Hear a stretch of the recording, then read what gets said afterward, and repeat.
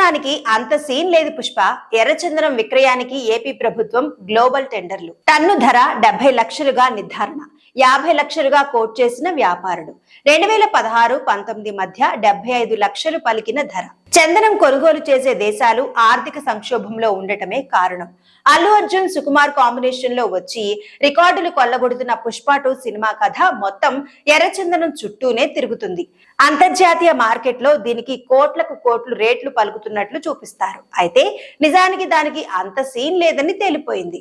స్మగ్లర్ల నుంచి AP anti task force పోలీసులు గత 10 ఏళ్లలో స్వాధీనం చేసుకున్న 5376 టన్నుల ఎర్రచందనం విక్రయానికి పెట్టగా అనుకున్నంత స్థాయిలో డిమాండ్ రాకపోవడం ఆశ్చర్యపరిచింది. ఈ మొత్తం చందనం దుంగల్లో కొంత మొత్తాన్ని గ్లోబల్ టెండర్ల ద్వారా విక్రయించాలని గతేడాది రాష్ట్ర అటవీ శాఖ ప్రయత్నించింది. అయితే టెండర్ వేసేందుకు ఎవరూ ముందుకు రాకపోవడంతో నిరాశ ఎదురైంది. తాజాగా 905 టన్నులు విక్రయించేందుకు టెండర్లు ఆహ్వానించినా అంతగా స్పందన రాలేదు. ప్రభుత్వం నిర్ణయించిన ధరకు కొనుగోలు చేసేందుకు వ్యాపారులు ఆసక్తి చూపడం లేదు.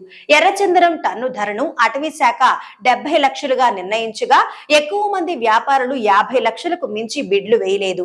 టెండర్ రేటుకు బిడ్లు వేసిన ఒకరిద్దరు వ్యాపారులు కొనుగోలు చేసింది కూడా 30% సరుకే. 2016-19 మధ్య టన్ను ఎర్రచందనం ధర 70 నుంచి 75 లక్షలు పలికింది. కానీ ఇప్పుడు అమాంతం 20 లక్షలు తగ్గిపోయింది. అయితే ఇందుకు China, Japan, Malaysia, Singapore, Arab దేశాలు ఆర్థిక సంక్షోభంలో ఉండడమే కారణమని అధికారులు చెబుతున్నారు.